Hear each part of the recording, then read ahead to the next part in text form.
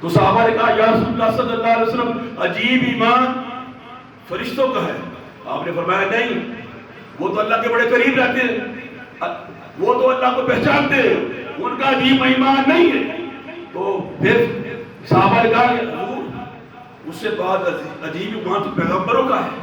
فرمایا نہیں، پیغمبروں کا ایمان عجیب نہیں ہے، پیغمبروں کے اوپر وحی آتی ہے، اگر پیغمبر خدا کو نہیں پہچانے گے تو اور کون پہچانے گا.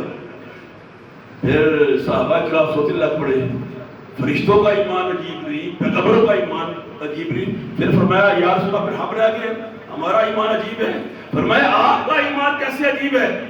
تم صبح شام میری زیارت نہیں کرتے، تم صبح شام وحی الہی کو مجھ پر نازل ہوتا نہیں دیکھتے، حضور کی تجلیات نہیں دیکھتے، سب کچھ تم دیکھتے ہو، تمہارا ایمان کیسے عجیب ہے؟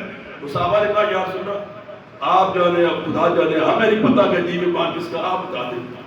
دوستو یہ سنیے، حضور نے فرمایا صحابہ عجیب ایمان اس کا ہے جو تمہارے بعد آئے گا، جس نے مجھے نہیں دیکھا ہوگا، میری خوبصورت کنڈل والی زلفیں دیکھی نہیں ہوگی، میرا نورانی چہرہ نہیں دیکھا ہوگا، میری زیارت نہیں کی ہوگی، مگر پھر بھی وہ مجھ سے محبت کرتا ہے، وہ میری خاطر بڑھتا ہے، میری خاطر جیتا ہے، میری خاطر سب کچھ قربان کرنے کو لیے تیار ہو جاتا ہے. ایمان اس کا عجیب ہے.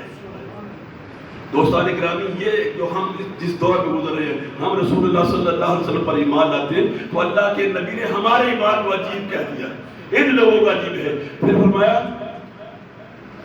ایک بار مبارک ہو تم پر کہ تم نے مجھے دیکھا، تم ایمان لے آئے، اور 7 بار مبارک ان لوگوں کو جنہوں نے مجھے نہیں دیکھا اور ایمان لے آئے.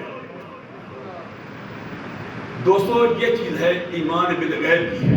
اب میں آپ کو اولیاء اللہ کے حوالے سے سمجھاتا ہوں.